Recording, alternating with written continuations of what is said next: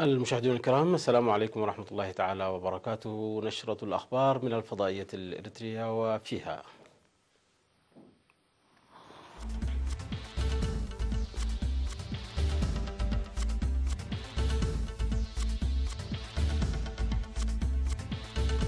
انطلاق حملة التطعيم رسميا.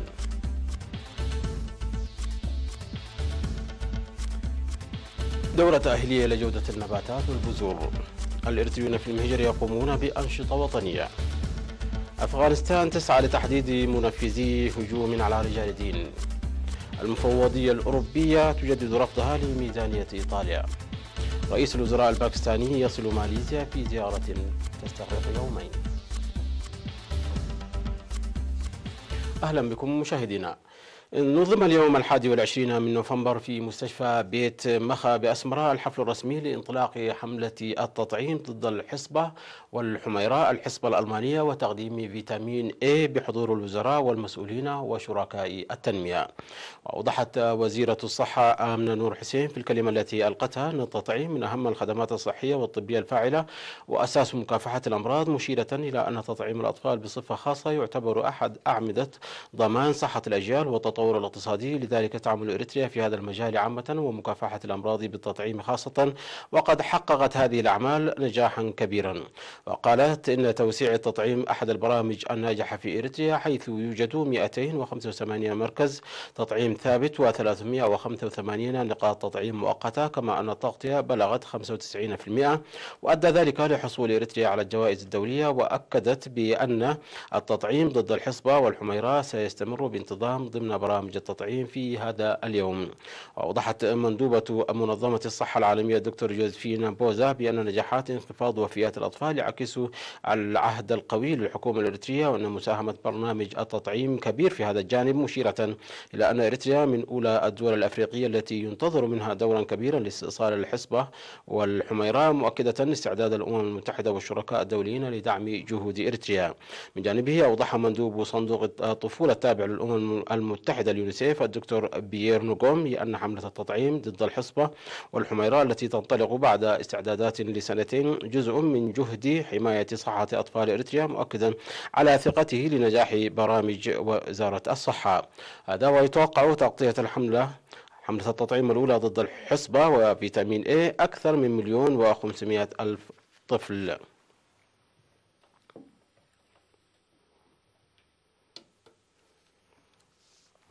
نظم مكتب وزارة الزراعة في إقليم القاش بركة دورة تأهيلية في مدينة تسينين للمهنيين الزراعيين والمزارعين من 10 مديريات في إقليم القاش بركة حول ضمان جودة البذور والنباتات والماشية. أوضح مسؤول الخدمات في مكتب وزارة الزراعة بالإقليم السيد حاجوس قبر مريم أن البذور والحيوانات ومشتقاتها التي لم تجرى عليها المراقبة الصحية لها تأثير صحي كبير، داعيا المزارعين للعمل لتقديم منتجات صحية كشف عليها المهنيون الزراعيون. وقال إن القلق يزول باعتماد المزارعين على الموارد الطبيعية وتقوية الرقابة على الواردات غير القانونية، مؤكدا بأن الأدوية والكيماويات الزراعية ضررها أكبر من فوائدها. من جانبه أوضح المدير التنفيذي لإدارة مديرية تسيني سيد تسفازقي عقبازقي أن مدينة تسيني وباعتبارها ميناء بريا تنتشر فيها المواد الغذائية التي تدخل بطريقة غير قانونية ودون تأكد من جودتها، وستعمل إدارة المديرية للسيطرة عليها. وأكد المشاركون على العمل لتعزيز المشاركة للسيطرة على البذور والنباتات والحيوانات ومشتقاتها، وكذلك أدوية الحيوانات ومبيدات الحشائش التي تدخل بطرق غير قانونية. قام الإريتريون المقيمون في إسرائيل والسودان وقطر وألمانيا وفرنسا وإيطاليا وبريطانيا وجنوب السودان بمختلف الأنشطة الوطنية. للمزيد من التفاصيل في سياق هذا التقرير.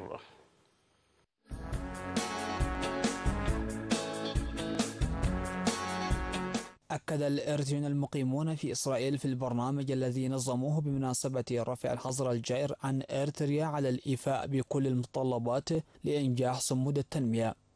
وفي مناسبة مماثلة تعهد الشباب المنضوون في جمعية فنوتي سمعتات بزيادة 12 أسرة الشهيد في أسر الشهداء 200 التي يعيلونها وتقديم كل فرد منهم مبلغ $720 أي ما مجموعه $8640.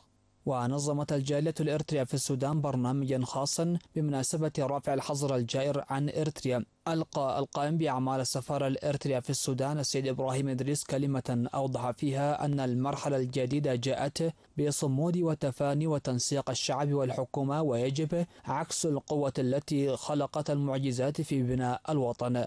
كما احتفلت الجالية الإريترية في قطر برفع الحظر الجائر عن إريتريا، حيث أكد سفير إريتريا في قطر السيد علي إبراهيم أن الانتصار الذي تحقق نتاج الصمود والتصدي. وأعرب الإريتريون المقيمون في كالن وميونخ الألمانية عن دعمهم لعملية السلام الإريترية الإثيوبية والتنسيق الإقليمي الناتج عنها، مؤكدين تعزيز مساهمتهم في البرامج الوطنية. كما عقد تنظيم الجبهة الشعبية للديمقراطية والعدالة في شمال ألمانيا مؤتمره السنوي في مدينة هامبورغ.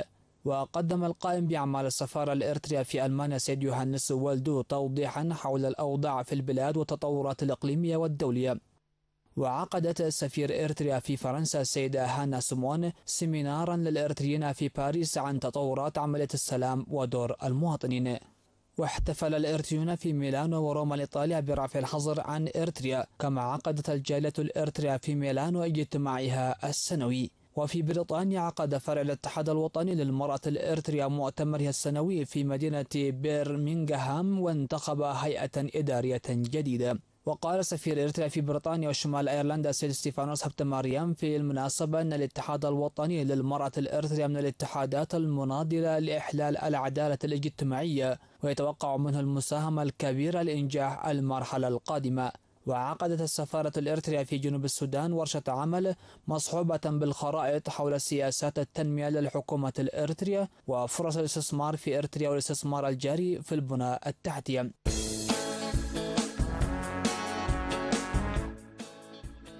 بدأت أمس 21 من نوفمبر الجاري النسخة الأولى لكأس أفريقيا للدراجات الهوائية بسباق ضد الساعة، والذي فازت به منتخبات إريتريا للجنسين. وشاركت في النسخة الأولى لسباق كأس أفريقيا منتخبات 8 دول، حيث فاز منتخب سيدات إريتريا بالميدالية الذهبية متقدما على منتخبات إثيوبيا وجنوب أفريقيا. وفاز منتخب الرجال بالميدالية الذهبية متقدما على رواندا وإثيوبيا. ويتواصل السباق المنظم بتعاون اتحاد سباق الدراجات الأفريقي والاتحاد الوطني لسباق الدراجات الإريتري اليوم بسباق ضد الساعة الفردي، حيث انتهى حاليا سباق السيدات وفازت فيه عضوة منتخب إريتريا ديام تسفالم بالمركز الأول. وجاءت متسابقة منتخب إثيوبيا محرت أسكدي ثانيا، والجنوب أفريقيا ليزن جوردان ثالثا. وفي عمر الأقل من 23 عاما للسيدات فازت بالمركز الأول ديام تسفالم من منتخب إريتريا، وثانيا محرت أسكدي من إثيوبيا، وثالثا برهان فقادو من إثيوبيا. هذا وسيستمر سباق كأس أفريقيا للدراجات الهوائية حتى يوم الأحد 25 من نوفمبر الجاري.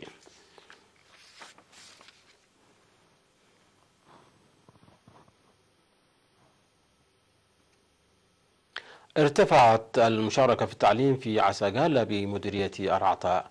أوضح مدير مدرسة عساقالة الابتدائية الأستاذ جمال موسى أن عدد الطلاب ارتفع بنسبة 4% مقارنة مع العام الماضي، وخاصة ارتفاع مشاركة الطالبات بنسبة 3%. ودعا أولياء الأمور والإدارات لتعزيز الجهد للإرسال إلى المدرسة الأطفال الذين أتموا السن الدراسي ولا يذهبون إلى المدرسة.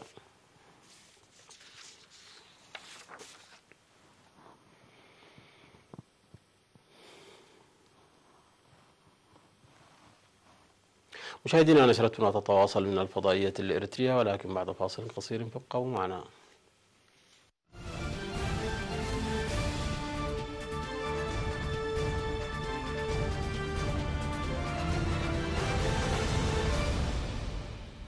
سعت الحكومة الأفغانية لتحديد الجماعة المسؤولة عن تفجير انتحاري أسفر عن مقتل ما لا يقل عن 55 شخصا كانوا يشاركون في احتفال ديني في العاصمة كابول، وذلك بعد أن نفت حركة طالبان مسؤوليتها عن الهجوم. ومن بين الضحايا رجال دين من مختلف مناطق البلاد كانوا يلبون دعوة من مجلس العلماء الأفغاني للاحتفال بالمولد النبوي. وبدون معرفة المسؤولين عن الهجوم لن يتضح ما إذا كان الهدف منه تقويض حكومة الرئيس أشرف غني أم أنه يأتي في إطار استراتيجية لإبقاء الضغط على حكومته وحلفائها الغربيين في وقت يسعون فيه لإجراء محادثات مع حركة طالبان لإنهاء الحرب المستمرة منذ 17 عاما. وقال مسؤولون طبيون وحكوميون إن عدد القتلى جراء هجوم قد يرتفع نظرا لأن أغلب المصابين وعددهم 80 شخصا يعانون من جروح بالغة.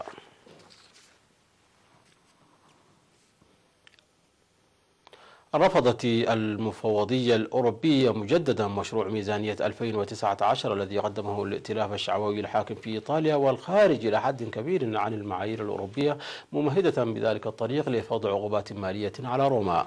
أعلن نائب رئيس المفوضية الأوروبية فالديس دومبروفسكيس أنه مع ما وضعته الحكومة الإيطالية على الطاولة نرى خطرا من أن يغرق هذا البلد في عدم الاستقرار، مشيرا إلى بدء إجراءات العجز المفرط استنادا إلى الدين مبرر. وأضاف الراديو أنه يمكن أن تؤدي هذه التدابير إلى فرض عقوبات مالية على إيطاليا. وكان التحالف الشعبوي الحاكم في إيطاليا قد رفض الامتثال للمفوضية الأوروبية ولم يقدم أي تعديلات على ميزانيته للعام 2019، ما يمكن أن يؤدي إلى فرض عقوبات مالية على روما.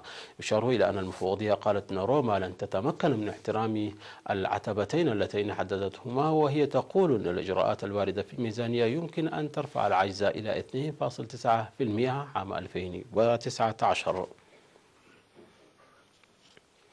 وصل رئيس الوزراء الباكستاني عمران خان إلى كوالالمبور في زيارة رسمية لماليزيا لمدة يومين.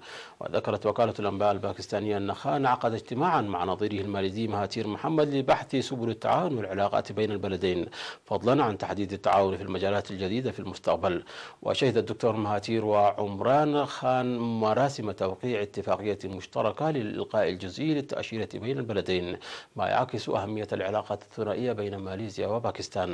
ومن المقرر أن يلتقي عمران خان نائب الملك السلطان النظرين شاه الذي يقوم بمهام الملك، بالإضافة إلى زيارة مقر مفوضية مكافحة الفساد الماليزية.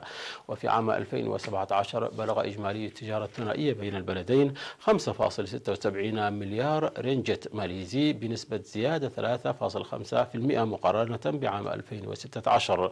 وباكستان هي ثالث أكبر شريك تجاري لماليزيا بين دول جنوب آسيا. اتهمت الصين الولايات المتحدة بالنفاق والافتراء ردا على إثارة واشنطن مقاضاة بكين حول رسوم السلع الجمركية وقضية سرقة الملكية الفكرية. وفي اجتماع عقدته منظمة التجارة العالمية قال ممثل الصين أن البيان الصادر عن الولايات المتحدة تفوح منه رائحة النفاق. ورضخ جهاز تسوية النزاعات بمنظمة التجارة العالمية تلبية لطلب من الولايات المتحدة لقبول قرار بتشكيل لجنة للفصل في النزاع بين واشنطن وبكين حول حماية الملكية الفكرية. واتهمت الولايات المتحدة الصين مرارا باتباع سياسة تهدف إلى الحصول على تكنولوجيا وابتكارات أمريكية بواسطة اختلاق ظروف غير عادلة في السوق.